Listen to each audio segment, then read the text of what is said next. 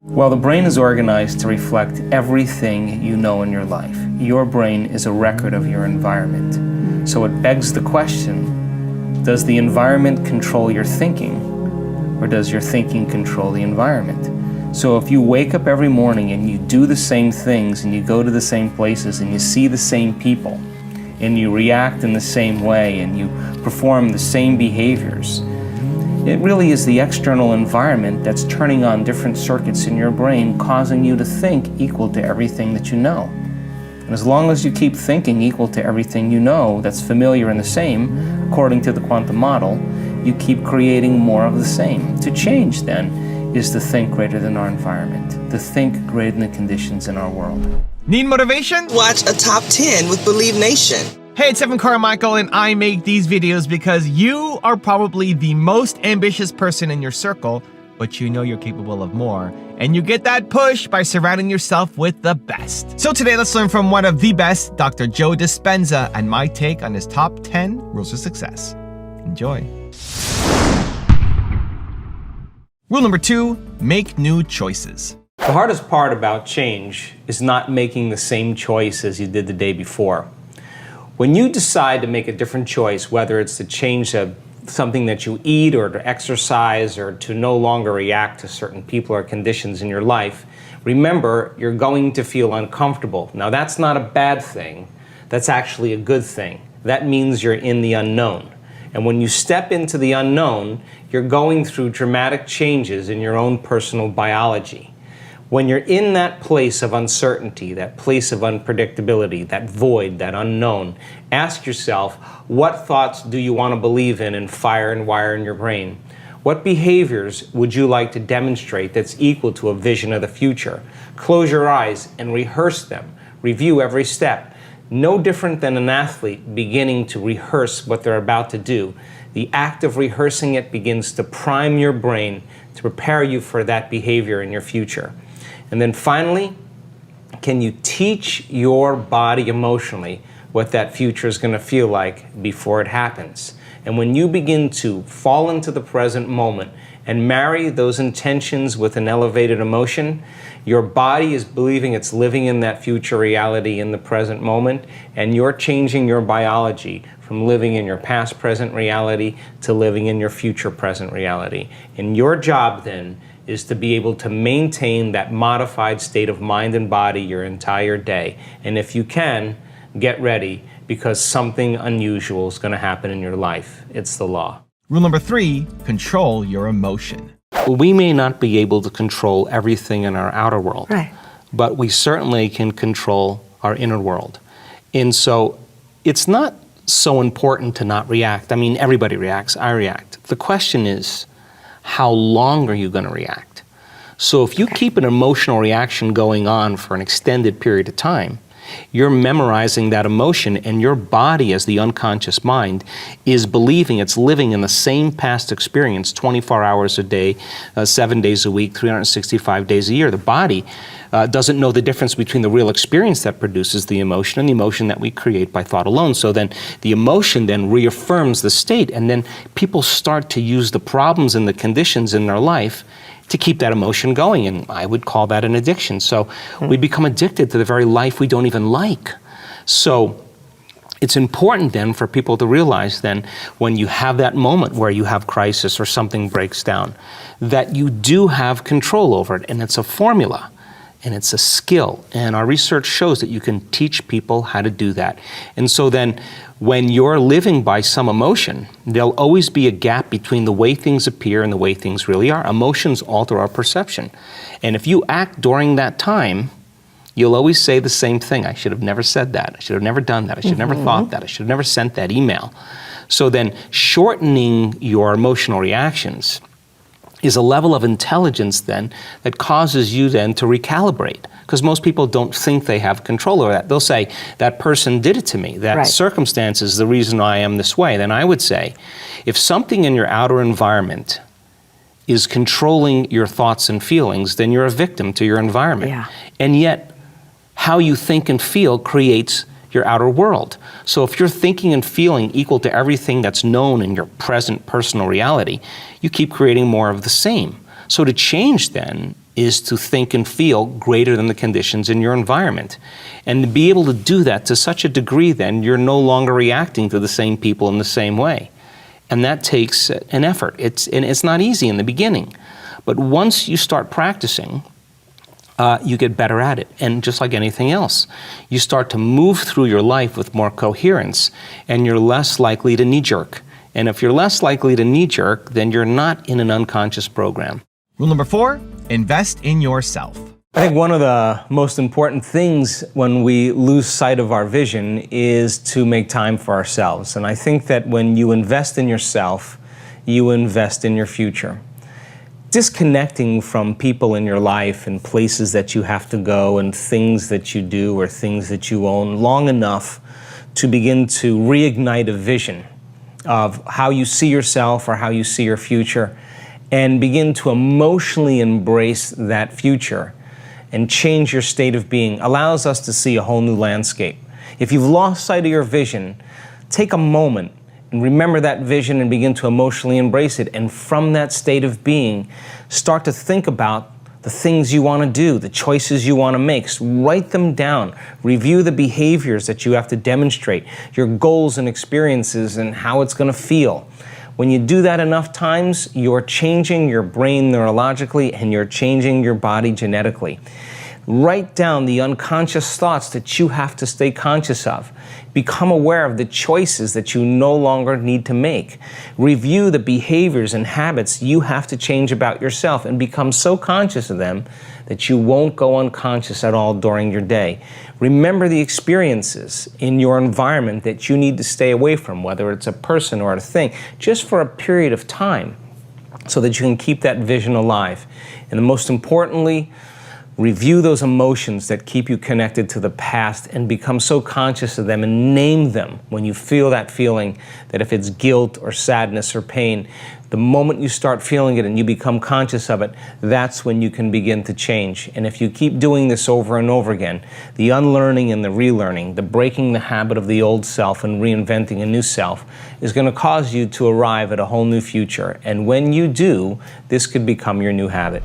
Also, to make sure you're actually taking action after watching this video, I've designed a special free worksheet just for this video. The worksheet will highlight all of the lessons learned in this video, as well as pull out our 3 favorite learnings and quotes that will inspire you to actually do something. The worksheet will also give you space to write down what your key takeaways are and your specific plan of action to make sure you're getting results. If you want the worksheet designed specifically for this video, absolutely for free, there's a link in the description below. Go click on it and start building the momentum in your life and your business. I'll see you there. Rule number 5, let go of your past. You can't go to the future holding on to the biology of your past. Decide what thoughts you can bring to your future. Write them down. Thoughts like, I can't, it's too hard, I'll never change, I'll start tomorrow, what's wrong with me, it's someone else's fault. Decide on what behaviors or actions or unconscious habits you have to change. How do you talk? Do you complain? Do you blame? Do you make excuses? Do you feel sorry for yourself? Just become so conscious of those behaviors that you'll never go unconscious again. And lastly, you have to decide what emotions no longer belong in your future. That means if you want to be wealthy, you can't take lack. If you want to be healthy, you can't take insecurity or fear. You got to begin to condition your body to a new mind. If you do this every single day, your personality creates your personal reality. And your personality is made up of how you think, how you act, and how you feel. Change any one of those things and you change your life. And begin to measure the effects of you at cause. Give it a shot. Rule number 6, change your personality. Your personality creates your personal reality. And your personality is made up of how you think, how you act, and how you feel. So the present personality who's listening to this little video has created the present personal reality called your life. Which means then, if you wanted to create a new personal reality, a new life, you would have to change your personality. That means you'd have to start thinking about what you've been thinking about and change it. It means you'd have to become aware of your unconscious habits and behaviors and modify them. And you'd have to look at certain emotions that keep you connected to experiences in the past and decide, do these emotions belong in your future? The beauty behind this is that when you begin to change how you think, how you act, and how you feel, you should begin to see changes in your life. And I recommend that you try it out. Rule number 7, don't live in survival mode. The majority of our thoughts and feelings are connected to our sexuality, to our victimization, our guilt, our suffering, our shame, our unworthiness, our self-doubt, or our importance, our control, our fear, our anger, our frustration, our hatred, our judgment. Those are the first 3 hormonal centers in the body. And those first 3 centers have everything to do with survival. And those centers are energy consumers. Orgasm, digestion, stress is a lot of energy that we're drawing from our very vital life force, our resource of light and information, and we're turning it into chemistry, and we're literally robbing the body's energy, right? So then living like that for the short term is okay, because the body can move back to homeostasis, it can restore itself, but when we're overdoing that consistently, then there's no energy for growth and repair, because you're living constantly in survival. So again, you can eat all the right food, you can do all the right things, but if you're living in anxiety and fear and you're viewing your world from the worst case scenario that could possibly happen, because that's what you do in survival, there's no energy for growth and repair. There's no energy for healing. So the majority of our thoughts are signaling certain circuits in the brain that signal another part of the brain, the limbic brain, to make what's called a neuropeptide. Neuropeptides are chemical messengers that signal hormonal centers. So now you're taking thought and you're storing it as energy in these energy centers. And if you're living in survival, why would you open your heart? I mean, it's just not a time to open your heart. I mean, if you're getting chased by T-Rex, it's not a time to meditate. It's not a time to learn. It's not a time to connect. It's not a time to communicate. It's not a time to sit down and go within. It's not a time to be vulnerable. It's time to run, fight, or hide. Rule number 8, break bad habits. To change is to be greater than your environment. That means to be greater than the conditions in your life, to be greater than the circumstances in your world. And every great person in history knew this. That means you have to be defined by a vision of the future instead of the memories of the past. To change means to be greater than your body. Those unconscious habits and behaviors and choices that you've made over and over again so many times that the body becomes the mind. Emotions that are connected to past experiences keep you anchored emotionally to the past, and if those emotions are driving your thoughts, and those thoughts are creating the same emotions, then your body has become the mind, which means that in order for you to change, you're going to have to get greater than those emotional reactions, habits, and hardwired attitudes that keep you running unconscious programs. And to change then is to be greater than time. If you're waking up every single day and making the same choices and demonstrating the same behaviors and creating the same experiences, and you do that over and over again, it makes sense that your past is going to look a lot like your future, and your future will be more of your past. Finding the sweet spot of the generous present moment, existing in that place where you're no longer trying to predict the future based on the past, means you're in the unknown. And when you're in that place called the eternal present moment, that's where all possibilities exist. Give it a try. Rule number 9, stay present. Think about this. If you spend the majority of your day focusing on matter, focusing on everything in this three-dimensional world that's made of material things, it begs the question, how much of your time and your attention do you put on that unified field, that invisible field of information that exists beyond space and time? And just like when you're unaware of your nose, it doesn't exist, and the moment you become aware of it, it exists.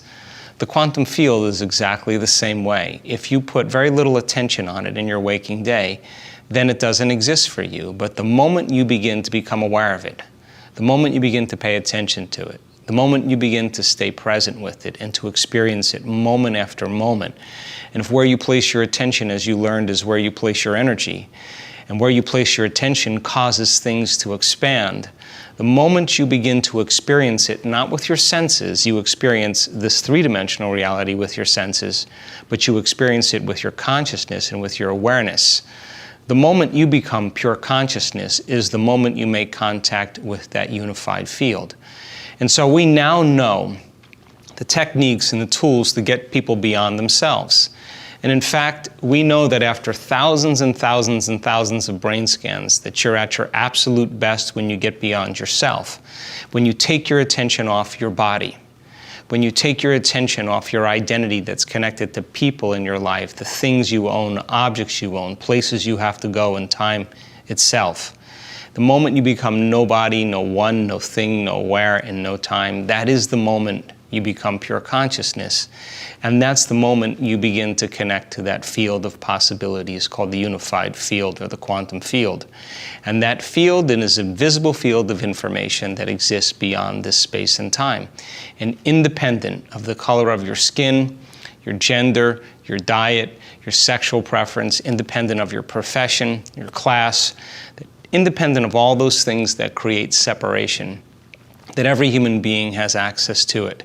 And rule number 10, the last one before some very special bonus clips, is live by example. I always tell my advancing students, you know when you're changing is when you stop talking about it. Because when you are truly changing, you can't go to church and shake hands and say peace be with you and then get in your car and cut everybody off on the way out of the parking lot. You can't say I don't like the war in Iraq and be arguing with your next door neighbor or your coworker. You have to be the living example of everything you want to see in the world in terms of change. If you don't like greed, start giving. You know, you have to demonstrate it. And when you do, you give people permission to do the same, because they're going to observe you doing exactly what they're afraid to do, but they know it's the right thing to do. So the way we transform the world is we transform ourselves. The way you transform a culture is you transform an individual. And individual by individual, when we stop looking outside of us and we say, that world is a reflection of some aspect of me, if everybody in the world did that simultaneously, imagine how the world would change. And it's not enough to just focus on peace. Yeah, there's been great studies that have shown that when a community of people focus on peace, that the crime rates drop. But when they leave, and the research is over, the crime rates return back to the ceiling value. It's not enough to just think it, you gotta demonstrate it. You gotta show it in all areas of your life. And when you demonstrate it now, it becomes an example for people to follow. In order for you to really begin to explore the unknown aspect of yourself, you got to learn how to get beyond the known aspect of yourself. And if you keep coming back to the known, you're going to miss out on the unknown. So you would say, well, I don't know anything in the unknown. Of course, it's the unknown. And if you try to control it there, you're back to the known. If you try to predict it, you're back to the known. So you got to go through this trial and error of just kind of refining your attention, refining your ability. And it's just got to be something like playing tennis or playing golf or doing martial arts or working out or crocheting or dancing the salsa. You just got to keep going, man. In the beginning, it's tedious. And then when you start finding your groove, like our community, they don't miss their morning meditations. You know why? Because the magic is happening, and they know if they miss it, they're gonna cut off from the magic. So they, whether they're tired, whether they're hungover, whether they're in. You know, and if you wake up in the morning and you can't get your butt out of bed, you know what that means? It just means you can predict the feeling of everything that's going to happen in your life, and the body's resigned. The body's resigned. So then, you know, when you went on a school trip when you were a kid, you know, you woke up before your parents because you knew something new was going to happen. That's the body going, wake up. Wake up. It's something unexpected is going to happen. What happened to us, right? Christmas Day. So why not, you know, put in your time and then measure the effects of you at cause. I mean, become the scientist in your life and really start to experiment with it. Okay, let me change my energy. Let me just write down 4 thoughts that, like, it's too hard, I'll start tomorrow, this doesn't feel right, whatever it is. It's this person's fault. Just write those down and say, these thoughts, like Gandalf on the bridge. You may not pass today. This is the end. So then if you become conscious of those thoughts, now you're the governor of your thoughts. What actions, what behaviors do you want to change? Do you complain? Do you blame? Do you judge? Do you make excuses? How do you talk? Do you speak limited? Just pick 4 things that you're not going to do any longer. What emotions get you in trouble? What are the emotions that you're addicted to too, right? That you're addicted to that keep you returning back to your past? Yeah. And if you don't know, close your eyes for about 30 minutes and just watch where your mind goes and watch your feelings and just say, okay, it's frustration, it's unworthiness, it's self-doubt, it's guilt, it's frustration, it's shame. Just become conscious of those and just review them in your mind so that you don't go unconscious them in your waking day. You got to stay conscious and not go unconscious. And it turns out that 95% of the time we're unconscious. So if you're going to stay conscious, then there's an element that also requires a certain amount of awareness or energy. And you got to step outside of that unconscious state. So the thoughts that they're thinking are slipping by their awareness unnoticed because they're hardwired in their brain, because they've been saying, I can't, it's too hard, my life will never change, it's someone else's fault. Those thoughts have consequences in the body. So then if a person then becomes conscious of those unconscious thoughts, becomes aware of how they speak and how they act, and they notice how they're feeling, they're no longer the program. They're the consciousness outside the program, and that's the first step to change. So when you're distracted by your environment and you got your cell phone and you're tweeting and you're Instagramming and Facebooking and whatever people do, you're distracted by that feeling. But I now know that if you take a person and you say, okay, close your eyes, sit in the silence of any external stimulation, remove the environment, sit your body down like an animal. Body is the animal. Tell it to stay. I'm going to feed you. You can check your cell phone, you can shower, you can have your coffee, but when I say, and so then here comes the challenge, right? So, and then if you say then you're not going to live in the familiar past or predictable future, you're not going to think about how long you've been meditating, what you got to do. You labor for that present moment. People think when they do this that they're doing something wrong because there's such discomfort that comes with it. But they're in the unknown. They're actually doing it right. People say, I think I'm meditating wrong. I always say, oh, no, you're doing it right. Because when you notice that your body wants to get up and check your cell phone or have a cup of coffee, and you become aware that it's on autopilot and wants to do that, and you say, come on over here, and you return it back to the present moment, you're executing a will now that's greater than the program. And if the person wants to just get angry while they're sitting there, there's an arousal, and they notice the body is amping up and revving up, and they settle it back down. Now they're telling the body it's no longer the mind, that they're the mind. Now, we've researched this, and it's tedious in the beginning at first because David is fighting Goliath. But if you keep practicing it, just like training an animal, sooner or later, the body acquiesces. Sooner or later, the body is trained to a new mind. And when that happens, there's a liberation of energy. The body goes from particle to wave, from matter to energy. And there goes that emotion, literally liberated from the body as energy. So the person who has the strong emotion to some circumstance in their life, and they're working on lowering the volume of that emotion, the more they lower the volume of that emotion, the more they're going to take their attention off that person and problem, and they're going to take their power back. There's going to be a break in their attention from that circumstance. And now they build their own field. And now there's energy to heal. Now there's energy to create a new life. Now there's energy for the mystical moment because they've overcome their old personality self. So I think, it's not like thinking positively. That's not the message. Yeah. It's overcoming until we become somebody else. And when that occurs, and the person starts thinking differently, and they start acting differently, and they start feeling differently, they're a new personality. And they start seeing those synchronicities and serendipities. Self-love is no longer about pleasure or having a car. It's something that you're cultivating within you. So then imagine we have research to show, and this is such a duality, that when you start seeing the brain start synchronizing, getting coherent, the front of the brain and the back of the brain, the two hemispheres coming together, and we can say to scientists that come and study our work, oh, watch this, Ed's gonna pop. What do you mean? Just watch, this is gonna be good. And all of a sudden you see this brain going into this kind of psychic union, the heart blows wide open, you see coherence going on, and you'll look around at that person, and there's tears running down their face.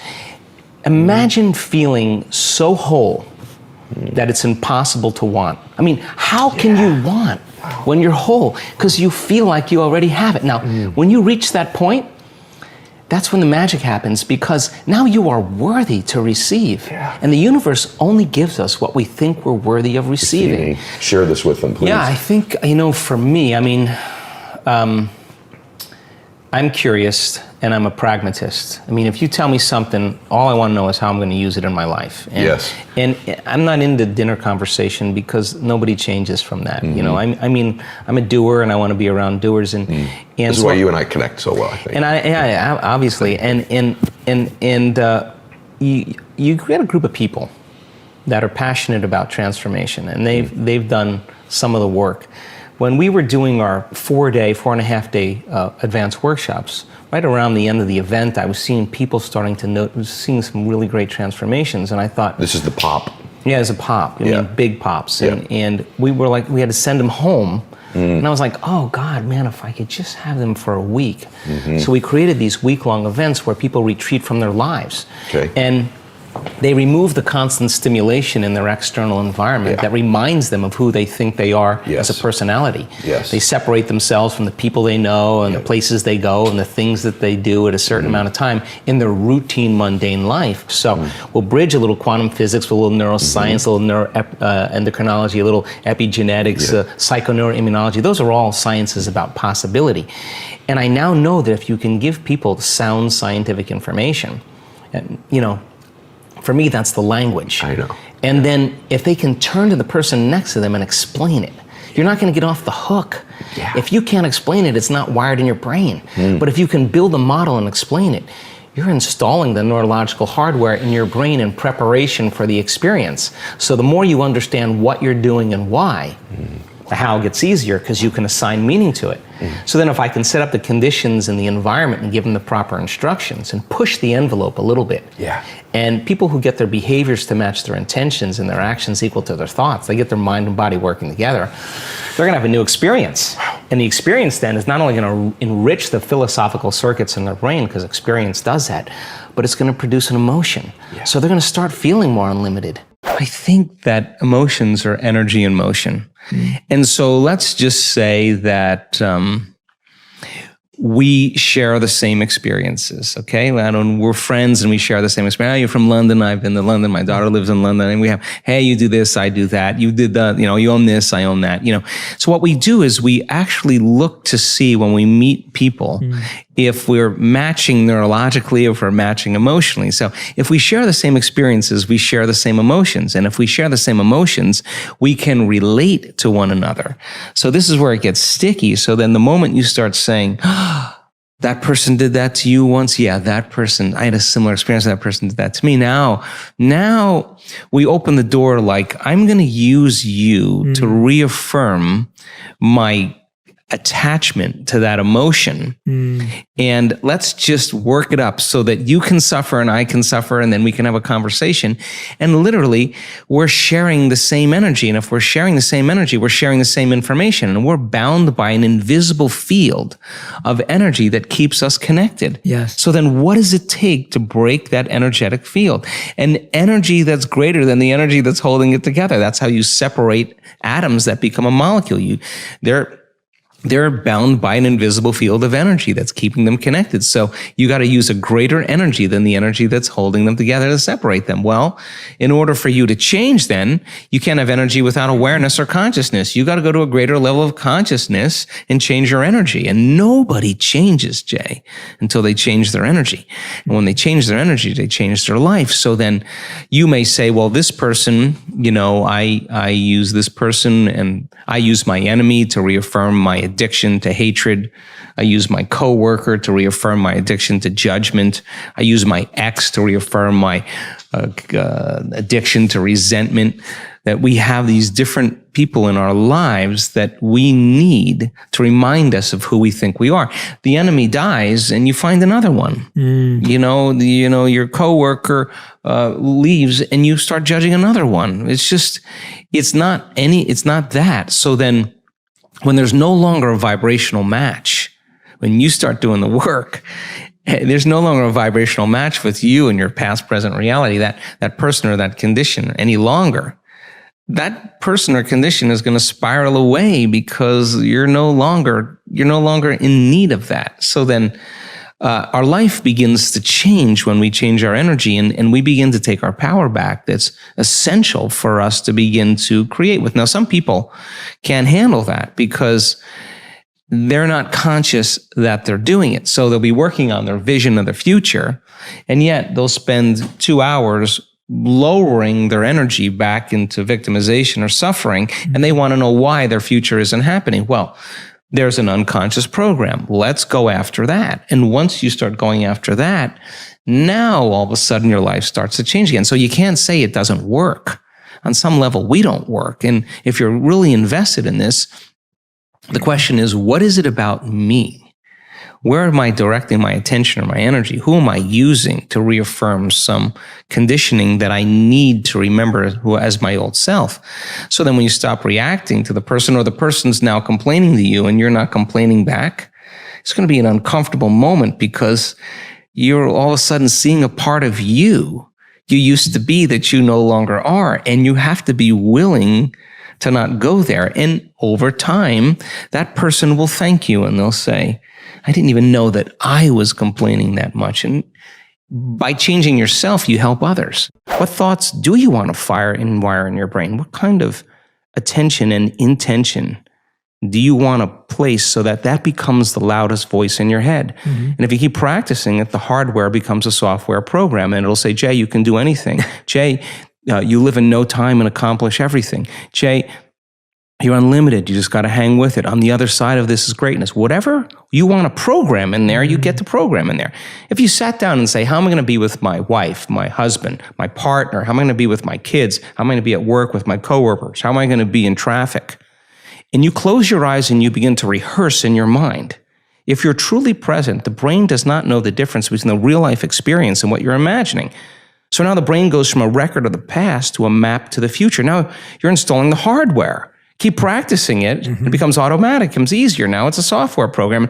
You may just start behaving differently. So you ask a person, why are you so unhappy? Why are you so frustrated? Why are you so resentful? The moment you ask that, their brain is going to associate that emotion to a past event. To a memory. To a memory. Yeah. That's because they have nothing to look forward to in their future. So if you're not being defined by a vision of the future, it just means to me that you're more in love with your past than you are with the future. So how do you teach people to believe in a future that they can't see or experience with their senses yet, but they've thought about enough times in their mind that their brain is literally changed to look like the event has already occurred? The latest research in neuroscience says that's absolutely possible. We know that. And how do you teach a person to select a new possibility in their future and begin to emotionally embrace that future before it's made manifest to such a degree that their body, as their unconscious mind, is believing it's living in that future reality in the present moment, and they're signaling new genes in new ways ahead of the environment.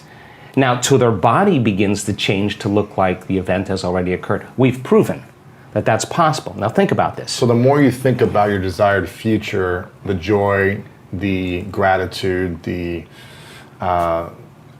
feelings you want to have that are more positive, the more you think about it as a future thing happening, the more your body shifts now. Exactly. So your body is believing it's living in that future reality now, in the present moment. Now think about this. The stronger the emotion you feel from some condition in your life, the more altered you feel inside of you, the more you narrow your focus on the cause, and the brain freezes an image and takes a snapshot. And that memory now is embossed in the brain. It's branded in there. So then people think neurologically within the circuits of those past experiences, and they feel chemically within the boundaries of those emotions. And the stronger the betrayal, the stronger the trauma, the more the body's living in the past, right? So how do you reverse that? So now, if you truly got passionate about a future, we've all done this.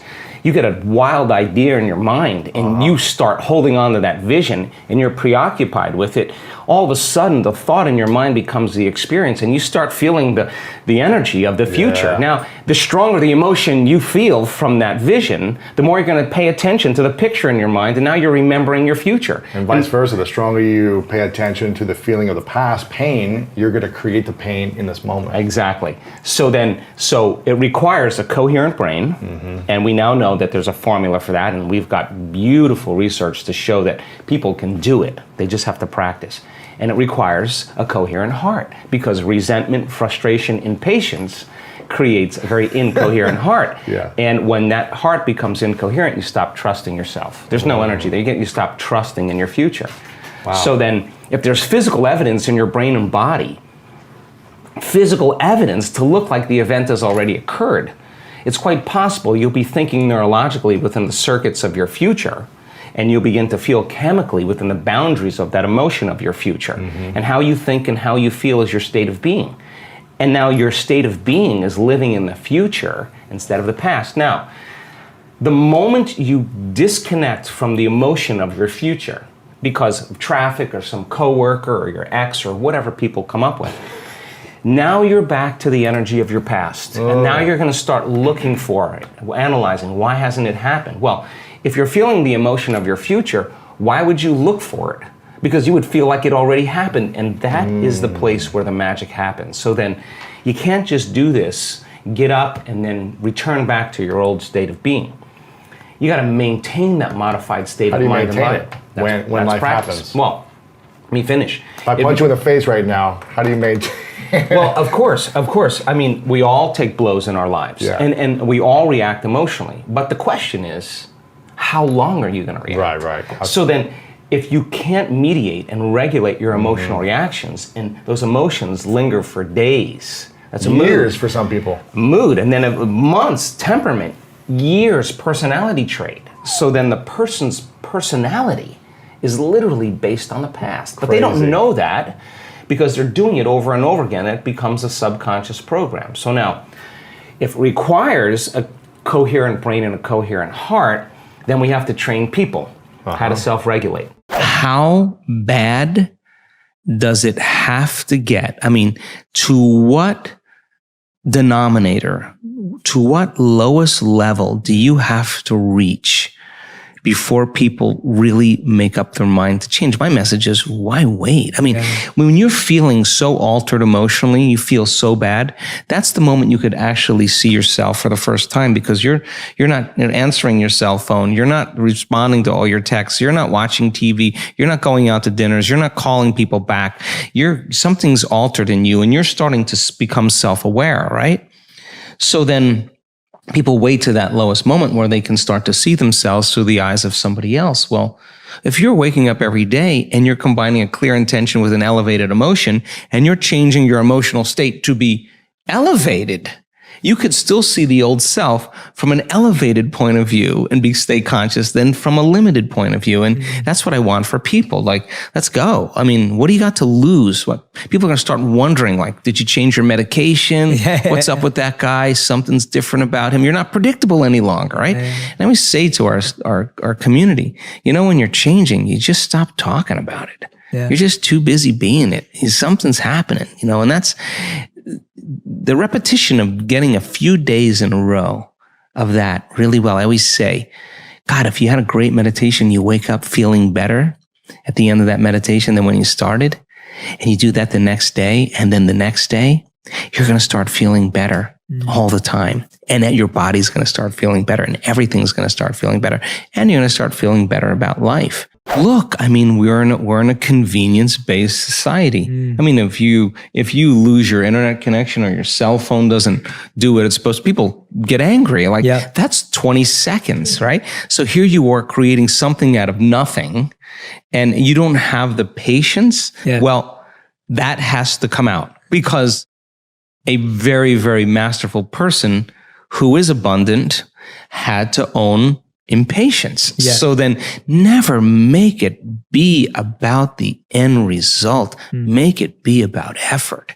Every day you're overcoming. Every day you're out of the bleachers and you're on the field and you're giving it your all and you're practicing, keeping your energy up greater than your habits in your body or the emotional conditioning of your body, greater than any circumstance in your environment, and sustaining it for an extended period of time. And then all of a sudden, when you're connected to the energy of your future, and you know what that feels like, you will know the moment you return back to the energy of your past. And if you tell me it's because of your boss or your coworker or your ex, I'm going to say, you're back to the unconscious program that you're the victim of your life, right? Absolutely. So then it takes some unlearning, and the unlearning process is the most important process, because once you do that, you're clearing out room for the next creation to be easier, and the next one to be easier, because you starting to understand the formula a little better. And you start saying, I'm not going to take that personally, or I'm not going to react, or I'm not going to go back to that person again. I'm just going to self-regulate again. Yeah. You only need a few experiences to know that this is the truth. And then you start managing your attention, and you manage your energy a lot better. And I think that I always say, I don't care that you fall off the horse. I just care when you get back on, right? Because some people fall off and then they have to go into guilt and analysis, and they take weeks. And well, you could have just said, I fell off. Let me just get back on and keep going here. If you think about this, your senses plug you into your external environment. Everything you're seeing or smelling or tasting or feeling or hearing, all of your five senses are affecting your brain. So if you're waking up in the morning and you're going through the same routine behaviors as you did the day before, and you're not in the process of being defined by a vision of the future, then you're for the most part left with the old hardware in your brain from the past. As a matter of fact, your brain is organized to reflect everything you know from the past. So as people wake up and they begin to pay attention to their body, they start to look around in their environment, they start to do typical things, it's the external environment that's turning on different circuits in their brain, causing them to think equal to their environment. And if you have the idea that your thoughts have something to do with your destiny, as long as you're thinking equal to your environment, you keep creating the same reality over and over again. So to change is to think greater than your environment, to think greater than the circumstances in your world, to think greater than the conditions in your life. And I think every great person in history understood this. They were defined by a vision that was much bigger than them. We've done an experiment, just 10 minutes a day, 3 times a day with 120 people, trading resentment, frustration, fear for gratitude, appreciation, and thankfulness, measuring their immune response. The chemical immunoglobulin A, your primary defense against bacteria and viruses, the best flu shot you'll ever get, lives innately within you.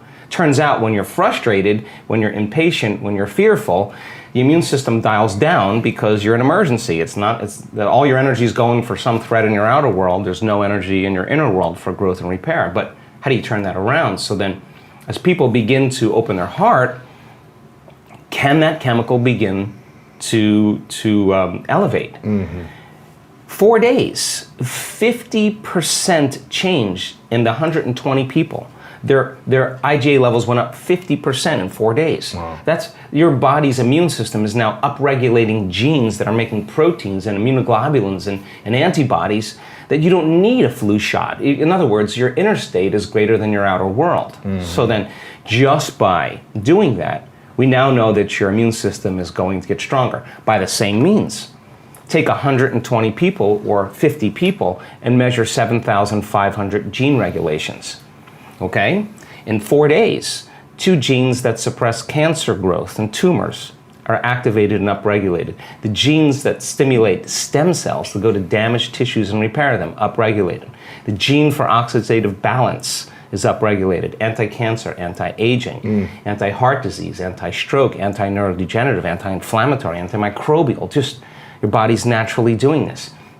The gene for neurogenesis, the growth of new neurons in response to novel experiences and learning. This is 4 days. The gene switches on.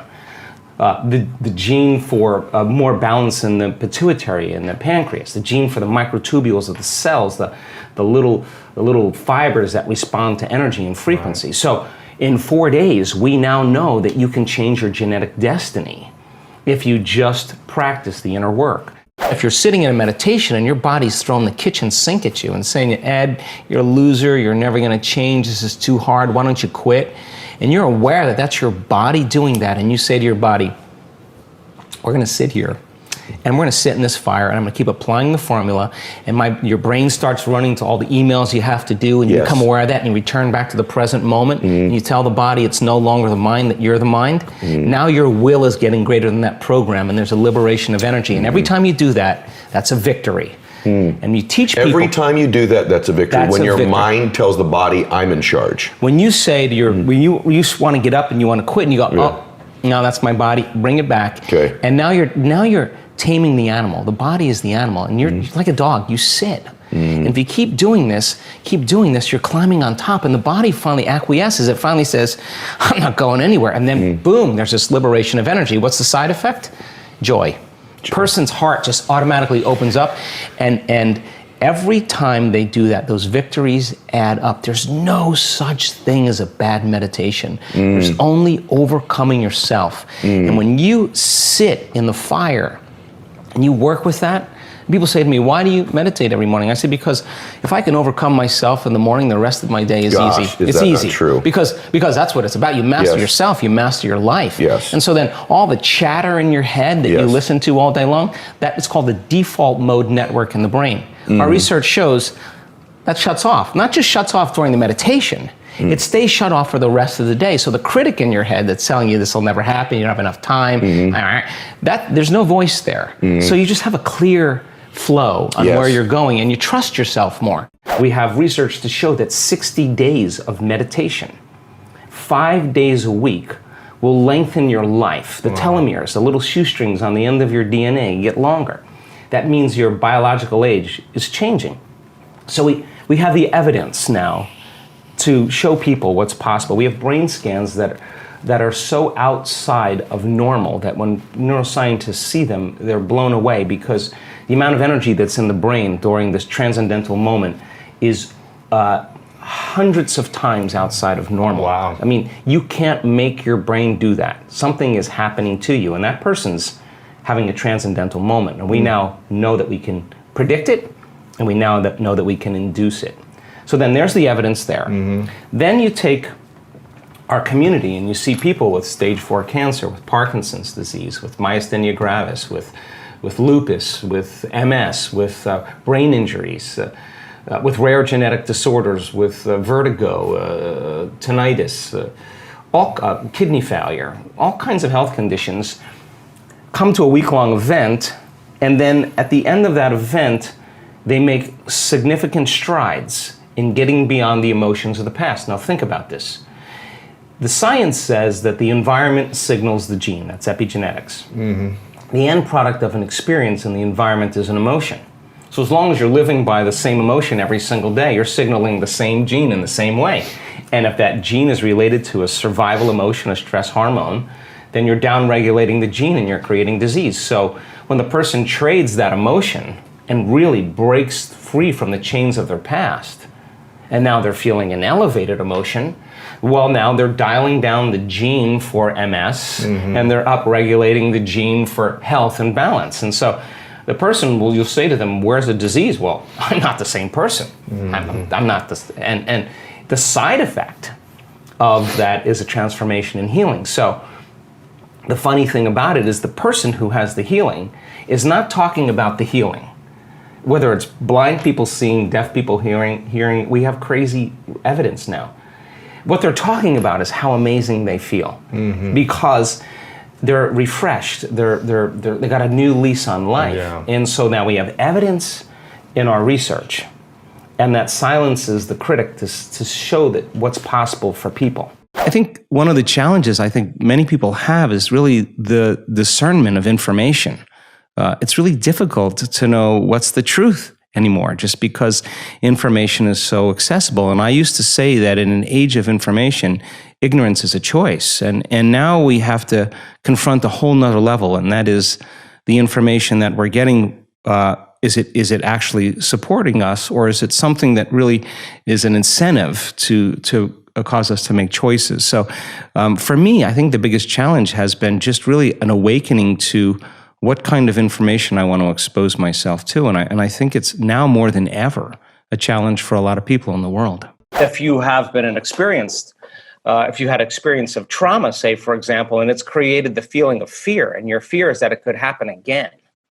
And you don't know this, but every time you think about that future, that possible worst case scenario, and you feel the emotion, you're conditioning your body to become the mind subconsciously of anxiety. So now, all you need now is some cue in your outer environment that says it's unsafe, that there's damage there, that you're a victim, something's bigger than you that could have an effect on you. Well, now that feeling of fear is going to cause you to think thoughts equal to it. So the person then no longer needs the environment to feel that fear. They just have the thought about that condition now. And now they're literally knocking their brain and body out of balance by thought alone. And the body's constantly living in emergency mode. And it takes a lot of energy, a lot of resources to live in emergency mode all the time. And guess what system becomes compromised by it? Immune system. Your immune system. Why? Because you have two protection systems. You got a system that protects you from dangers in your outer world. That's the gas pedal. That's the sympathetic nervous system. That's the fight or flight nervous system. Danger, threat out there. Use all the energy because you got to survive. And when you survive, you got to take care of your body. So So now that system can work really well short term. It doesn't work really well if you keep it on all the time. Because if you're mobilizing all that energy for some threat in your outer world, there's no energy in your inner world for growth and repair. There's no energy for long-term building projects. And energy leaves the brain and it leaves the heart and it moves into these lower centers because now you're tapping the body's resources because there is an emergency. But whether the emergency is real or imagined, whether your anger is valid or justified or not, that you're tapping the body's very energy to heal by doing this. And the immune system says, well, we're part of really the other nervous system. We're the brake. We're the clutch. We need to get into relaxation. We need to get back into balance again. And when we do, then we'll metabolize. Then we'll assimilate. We'll reproduce. We'll excrete properly. Mm-hmm. So now you got this kind of battle between the gas pedal and the brake, and the immune system says, hey, listen, if there's foreign agents, if there's viruses, bacteria, molds, funguses, listen, we don't have a whole lot of energy here to deal with them because we're fighting this war out there. There's no homeland security. So they shut down certain receptors in the immune system. They shut down function of those lymphocytes, those white blood cells that are your inner army of protection. And it takes a lot of energy to fight a virus and a bacteria. But if there's no energy, hey, listen, it takes energy to raise the body's temperature. Where do you think that comes from? That's part of that branch called the autonomic nervous system. And the sympathetic, the gas pedal, is part of it. And the parasympathetic is the clutch, is part of that autonomic nervous system. And it's a check and balance. Let's talk about the neuroscience of culture, because there is a neuroscience to it. You have a brain that looks just like the person sitting next to you. And if I was to screw off the top of your heads and take out your brain and your partner's brain, someone sitting next to you, and I went like this, and I set them out, you probably wouldn't be able to tell them apart because you share the same structure in your brain. And we call that universal traits, and we call it gross anatomy. Now, because you share the same brain as the person sitting next to you, you smile when you're happy, you frown when you're sad, you sleep at night, well, this is Mexico, you sleep kind of late at night and get up kind of late in the morning. Come on, I'm kidding. And, you grab a stick the same way, we speak a language, and because we share the same gross anatomy of the brain, we have very universal traits that we have in common. How many people are with me? But now, how your brain is wired is your individuality. And that's the minute architecture or the minute structure of the brain. So then, your brain is wired different than the person next to you because you have different experiences. But if you share the same experiences because you're in a relationship, then you have similar brains that are kind of relating. And relationships are built on common experiences. If we share the same experiences, we share the same emotions. And if we share the same emotions, we can relate with each other. So then, think about it like this. You have a hand. And because you have a hand, you have the same hand as the person next to you. There's only a certain amount of things you can do with your hand. But now, what makes you unique is your fingerprint. That gives you your individuality. And that is really the minute anatomy of something related to a hand. Are you with me?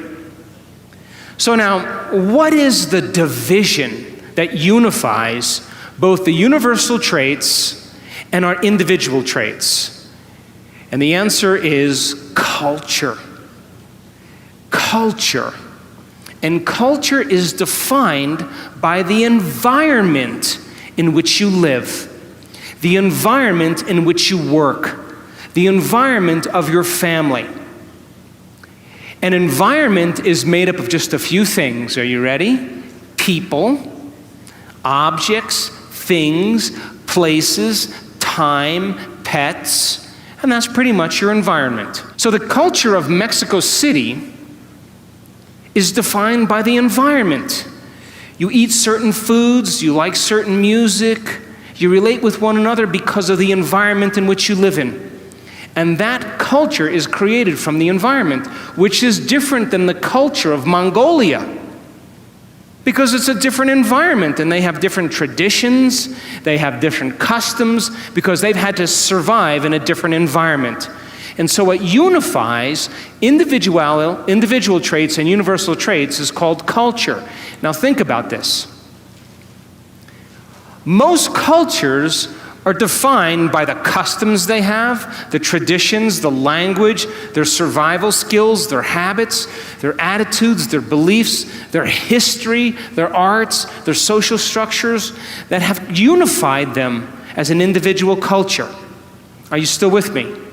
So the people you work with, the people you relate with, the people you interact with, you share a similar culture that bonds you both as an individual and as a species called human beings. And Mexicans are different than Australians because they live in a different environment and they have different traditions. You still with me? But we could say then that culture typically is defined by things that have worked in the past. So then, most cultures then have a choice. To create a new culture means then you have to define your culture as a vision of the future. But most people, their cultures are based on the past-present reality. What does that mean? We are in a changing world. And the world is changing faster than most people can keep up.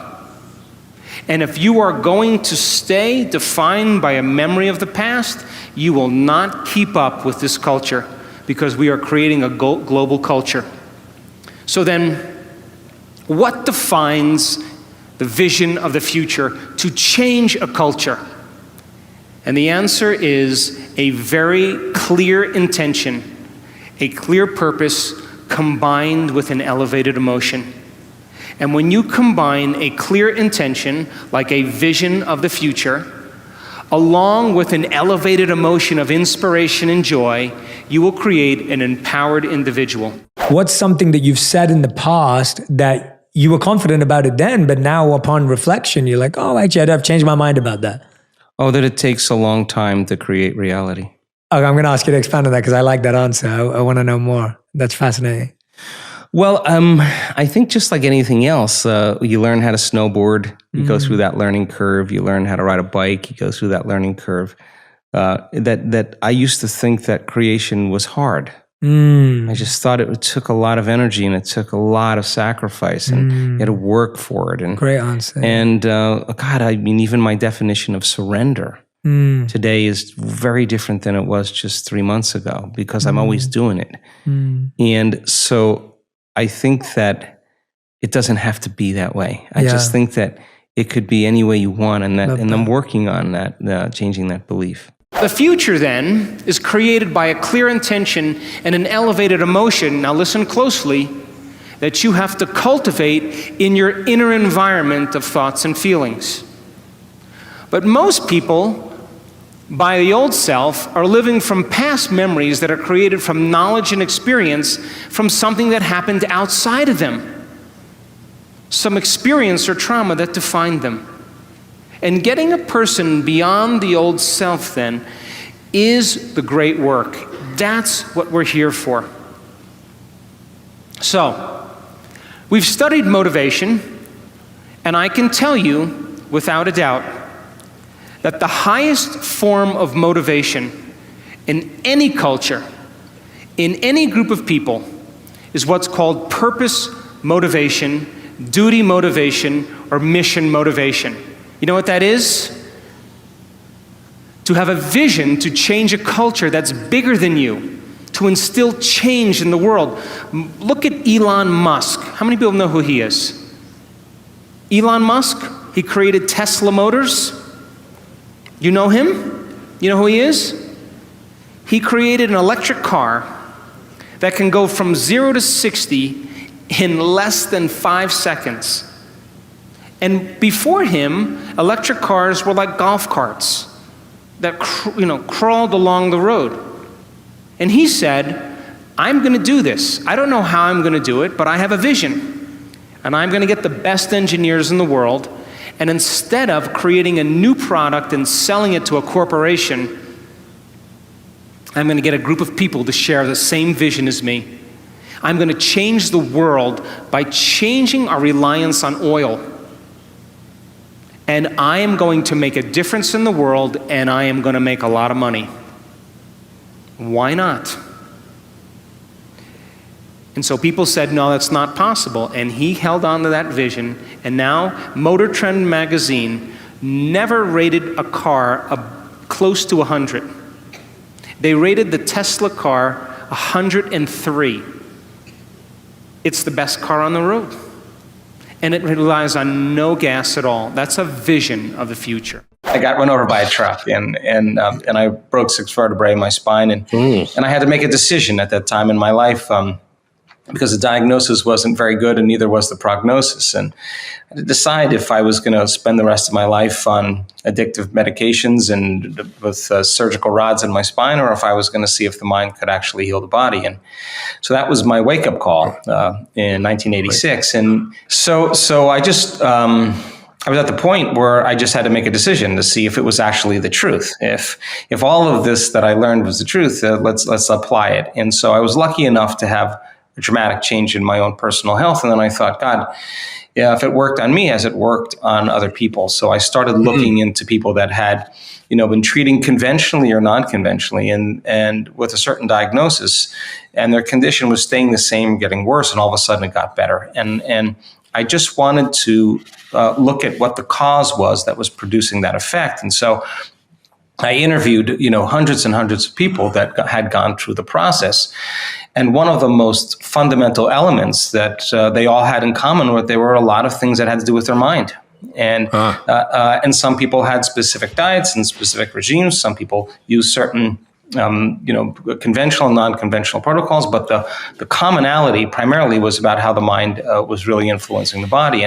And they began to really take a closer look at how they were thinking on a daily basis, how they were acting on a regular basis, and looking at how they feel on a moment-to-moment basis. And how you think and how you act and how you feel is your personality. And your personality has a very direct relationship with your personal reality, which means if you want to change your personal reality, if you want to change something about your life, you got to change. And so the process of change then becomes the fundamental process of going from some person that's familiar and known to you and stepping out and beginning to make different choices and to begin thinking differently and begin to behave differently and speak differently and feel differently. And if you start thinking, acting, and feeling differently, our research shows without a doubt, you're going to have dramatic changes in your biology. And if you do it enough times, you're going to become someone else. And the disease then all of a sudden exists in the old personality. and not in the new personality. And you ask the person, where's the cancer? Where's the rheumatoid arthritis? Where's the immune-mediated condition? It's in the old person. I'm not that person any longer. Personal conviction motivation. We call these people self-starters. This is entrepreneurial motivation. This is when you say, I'm going to do this because I said I was going to do it. Still a high form of motivation, but not the highest form. But what we know, that people who have purpose motivation naturally are personally convicted. Their personal conviction is in alignment with their purpose because they have a reason to get up every day. The recognition that when you're assimilating a negative thought or a negative judgment or a negative emotion, envy, greed, whatever it may be, that's actually lowering your energy. Yeah. And when you get to that place where you're experiencing that incredible bliss right here, you can't. Yeah. And even if you have the thought, and the thought will still come because we still have those thoughts. But the thought will be an understanding of human nature because you're no longer at that vibrational level any longer. You're rising above it, you know? And I think more and more people are starting to figure that out. And the people in their lives are like, no, my husband is a changed person. No, he's not the same guy. I know him. I know he's completely different. And the guy's just like, I feel amazing. I feel great. And all it was sitting in the fire for a little bit of time until the body finally moved out of the past into the present moment. And so the causes of this, like I always say, you never know what you're doing today and how you're doing it, who you're going to affect tomorrow when you do this work. And that's what we're seeing. And people are, they're getting promotions. They're getting all these wonderful things, not because of anything that they're doing. They're just different. And people notice that, and they want those people in the position to make better decisions for the whole. And I think that's how we change the world.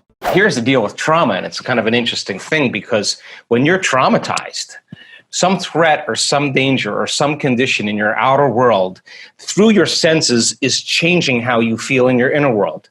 And the quotient of change between the way you normally feel in some alarm state, when you change your internal state and move into that emergency mode, you narrow your focus on the cause, and the brain freezes an image and takes a snapshot, and that's called the long-term memory. And now that image is branded holographically into the brain. So then we remember experiences better because we can remember how they feel, and that memory then changes the person's biology. So they think neurologically within the circuits of that experience, and they feel chemically within the boundaries of those emotions, and how we think and feel becomes our state of being. So now the person biologically is changed, and many times it's the strong emotion that begins to select and instruct the gene that creates disease. Why? Because if the environment signals the gene, and that's a truth, that's epigenetics, and the end product of an experience in the environment is an emotion, the emotion that you feel from that event is literally selecting the gene for you to begin to change. And the genes make proteins. And so the person, if it's strong enough, begins to wear their trauma, not just in their brain. Now it's in their body, because every time they think about that trauma, every time they review it, every time they keep creating the imagery, they keep firing and wiring the circuits in their brain, and they keep feeling the feeling emotionally in their body. And their body is so objective that it's believing it's living in the same past experience 50 to 100 times a day. And all you need is a stimulus and a response, an image and an emotion, a thought and a feeling, and you're conditioning the body into the past. Well, you're conditioning the brain and body into the past. Bond University, university in Australia on the Gold Coast, senior researcher took a large majority of my brain scans, and she had them analyzed by her graduate students, and they statistically looked at everything.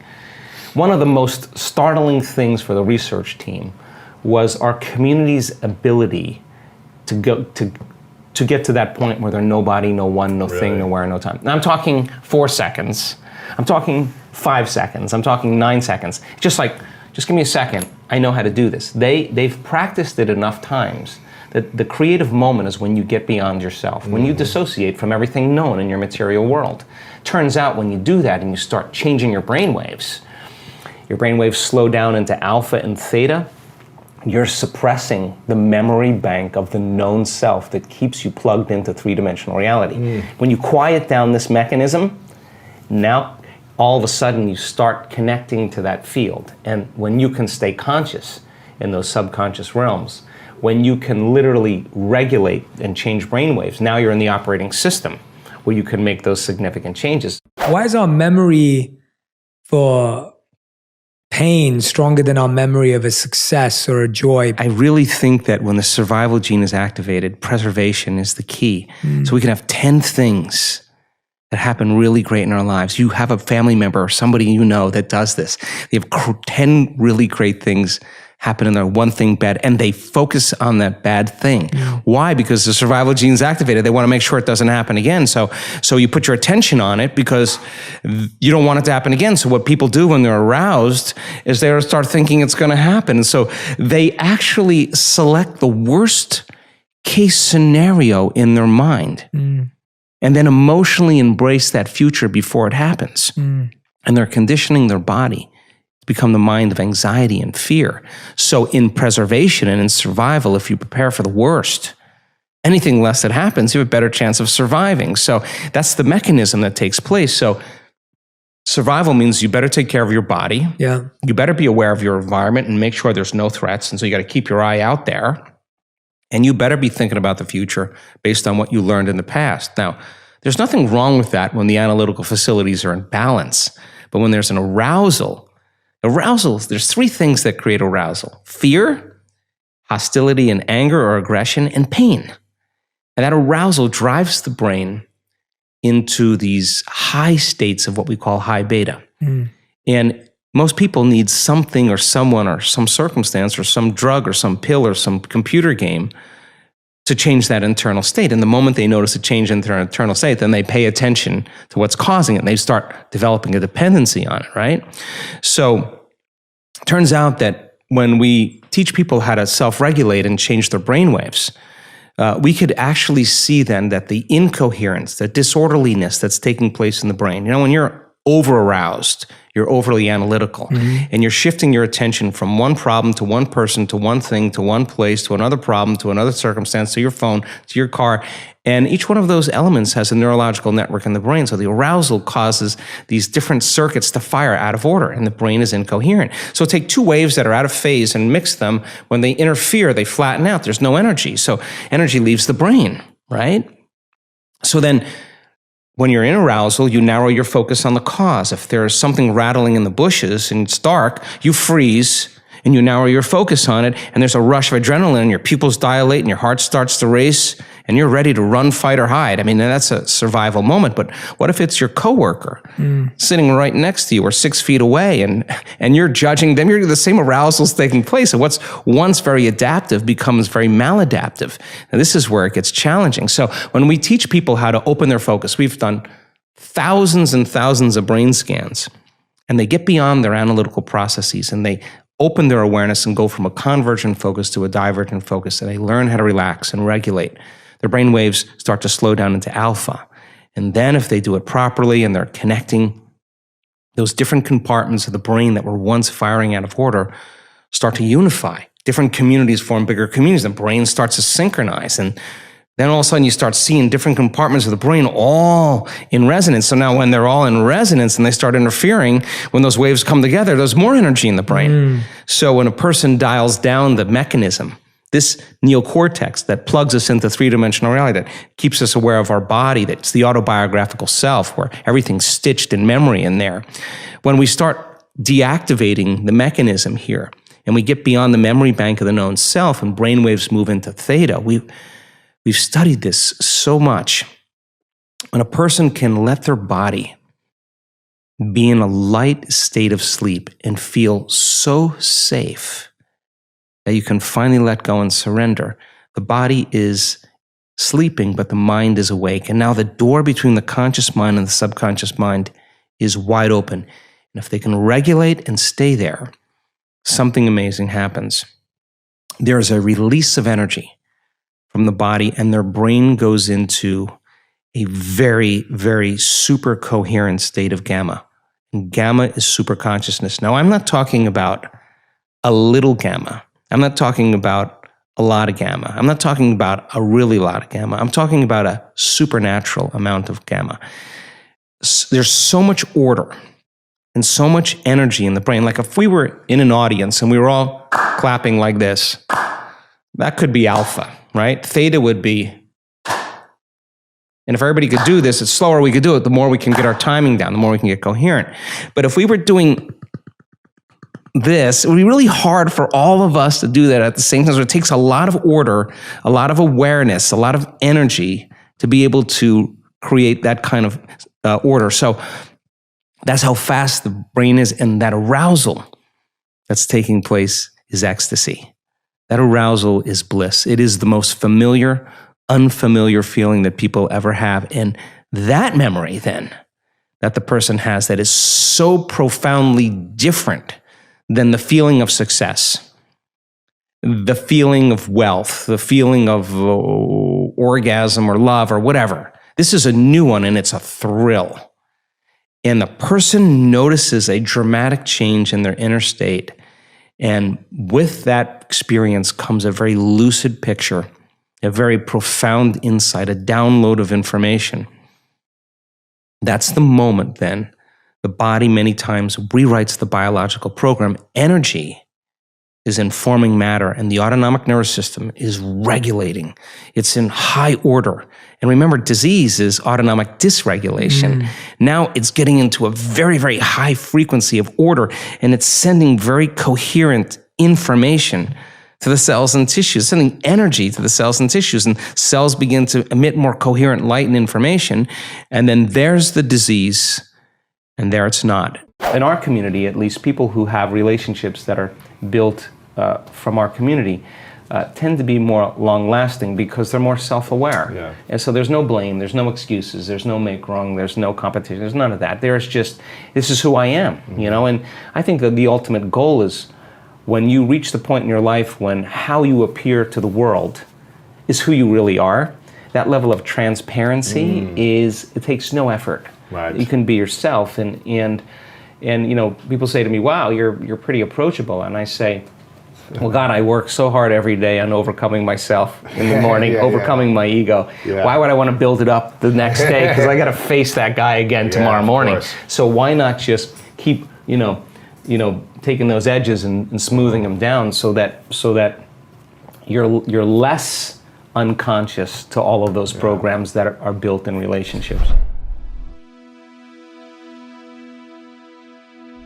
If you want more top 10 videos, they're not on this channel anymore. I have a dedicated channel just for it. Go check it out. The link is right there next to me. Continue to believe, and I'll see you there.